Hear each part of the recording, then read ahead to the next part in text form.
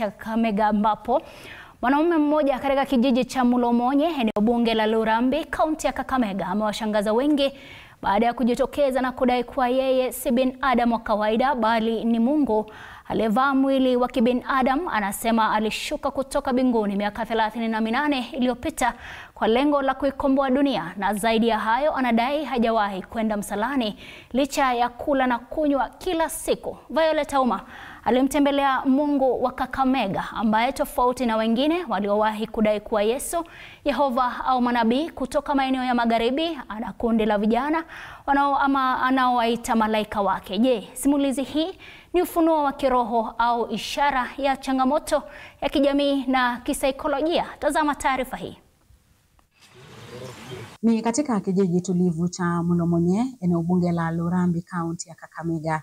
Hapa ndipo tunakutana na simulizi isiyo ya kawaida, simulizi ya mtu anayedai kuwa si mwingine bali ni Mungu mwenyewe. Jinsi nilitoka mbinguni. Katika sehemu hii ya magharibi ya Kenya, chimbuko la watu wanaodai kuwa watakatifu au miungu limekuwa la kawaida. Tumewaona Yesu wa Tongaren, Jehova wa Nyunyi, Maria mama wa Yesu wa Busia, lakini sasa hadithi nyingine ya kipekee inajitokeza kutoka Kakamega kuhusu Mungu kutoka kijiji hiki cha Mulomonye. Jina lako mwenyewe unaitwa nani? Jina langu Third Father. Third Father. Unaitwa Third Father? Kwa Kiswahili papa wa utatu. Alfred Ndeda, mzaliwa wa hapa aliyefikia darasa la 4, anadai kuwa miaka 38 iliyopita alishuka kutoka mbinguni kwa lengo la kuikomboa dunia.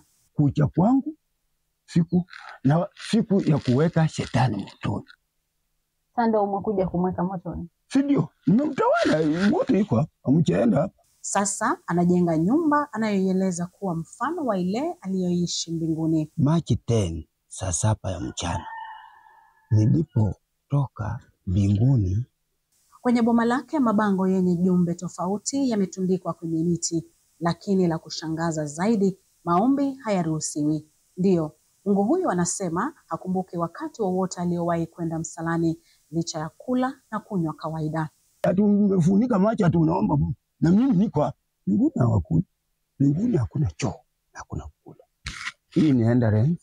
Tulipozuru makazi yake, alituelekeza katika chumba hiki kidogo anachokiita afisi ya Mungu, makao ya Roho Mtakatifu na pahala pa kuangamiza waovu na magonjwa, jehanamu yake ya kibinafsi.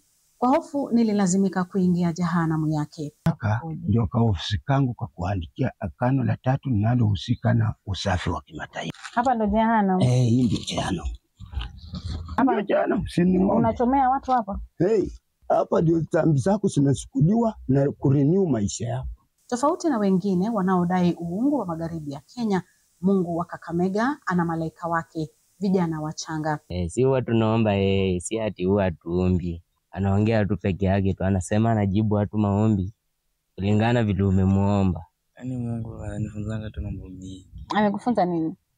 Kwa amani, heshima. Mungu huyo wa Kakamega alikuwa na haya ya kusema kuhusu baadhi ya wanaodai uungu kutoka magharibi ya nchi. Yesu wa Tongaren, ulisema Wanyunyi, ulisema hao ni escort wangu na shetani tuliyofanya naye kampeni, nikamshinda na nikamweka kwa moto. Hao ni escort. Umeonako wakati wote safari rally zikichimbia bila escort. Mungu huyu anasema watu hawastahili kuzikwa bali wanastahili kuchomwa. Anasema wakati utakapowadia, kambi ya watakatifu itakamilika na mataifa kote duniani yatamiminika hapa Mulomonye kuinama mbele ya Mungu wa Kakamega.